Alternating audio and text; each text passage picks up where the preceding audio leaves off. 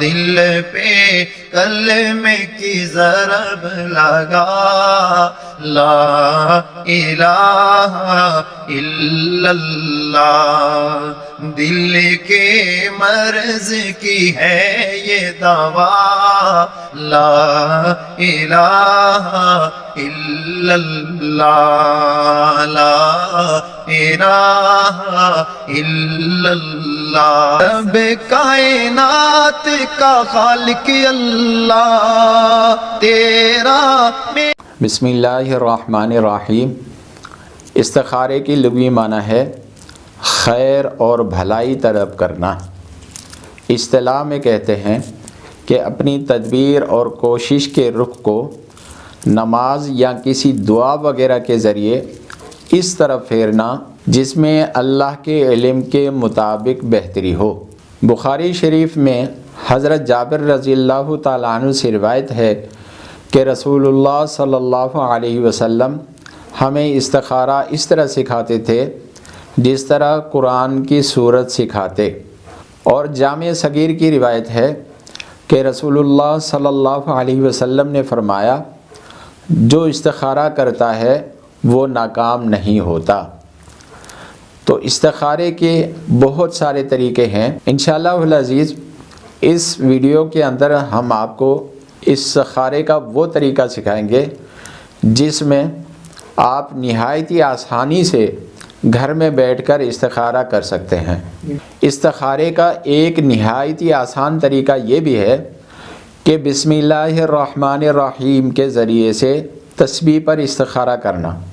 اس کا طریقہ یہ ہے کہ تسبیح کا سرا ہاتھ میں لیں، پھر تسبیح پر ہاتھ گھماتے ہوئے بسم اللہ الرحمن الرحیم کے میم تک جہاں ہاتھ پہنچے وہاں روک لے۔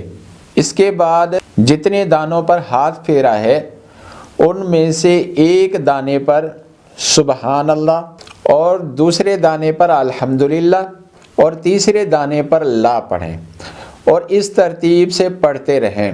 سبحان اللہ الحمدللہ لا، سبحان اللہ الحمدللہ لا، سبحان اللہ الحمدللہ لا، سبحان اللہ الحمدللہ لا۔ اگر آخر میں لا آتا ہے تو اس کا مطلب یہ ہے کہ نہ ہے، مطلب یہ کام نہیں کرنا۔ اگر آخری دانے پر سبحان اللہ آئے تو مثبت کی طرف اشارہ ہے۔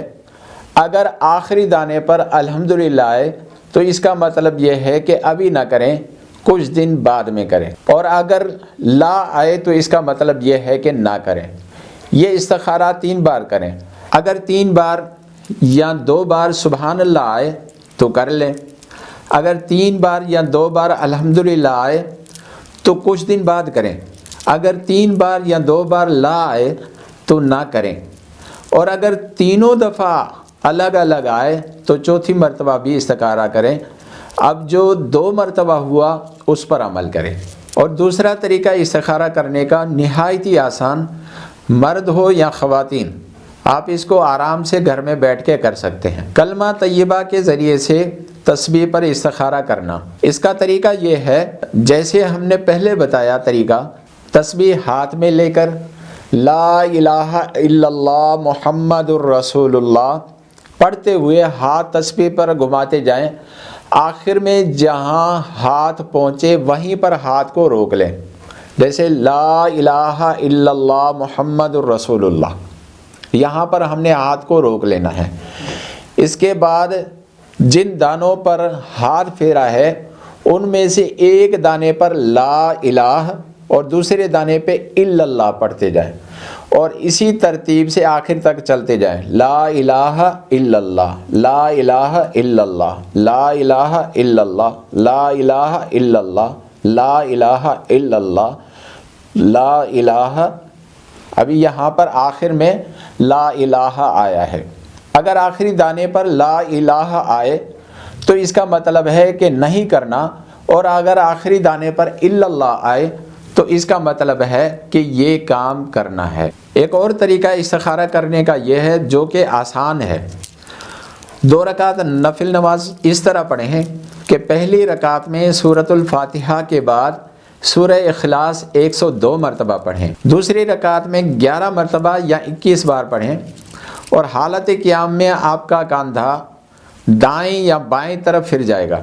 اگر آپ کا کندھا دائیں طرف پھر جائے تو مثبت کی طرف اشارہ ہے، یعنی یہ کام آپ نے کرنا ہے۔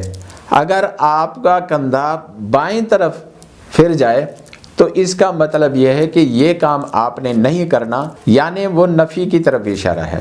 ایک اور طریقہ ہے استخارہ کرنے کا جو نہایت ہی آسان ہے، گھر میں مرد اور خواتین اس کو آسانی سے کر سکتے ہیں۔ اس کا طریقہ یہ ہے کہ 2 رکعت نفل پڑھیں۔ پہلی رکعت میں سورہ فاتحہ ایاک نعبد و ایاک نستعین یہ آیت 102 مرتبہ پڑھیں۔ اس کے بعد دوسری آیت پڑھیں اور دوسری رکعت میں 7 مرتبہ، 11 مرتبہ، 21 مرتبہ یا 41 مرتبہ ایاک نعبد و ایاک نستعین یہ پڑھیں، اور اس کے بعد دوسری صورت ملا کر نماز پوری کریں۔ اس نماز میں بھی اگر آپ کا کندھا دائیں طرف پھر جائے تو وہ کام کر لیں، اگر بائیں طرف پھرے تو وہ کام ہرگز نہ کریں۔ یہ تمام طریقے تھے استخارے کرنے کے جو کہ نہایت ہی آسان، اور مرد اور خواتین گھر میں آسانی سے اس کو کر سکتے ہیں۔ اس چینل کے ذریعے سے جتنے بھی اعمال بتائے جا رہے ہیں تو اس کے لیے اجازت شرط ہے، بغیر اجازت کے ہرگز نہ کریں۔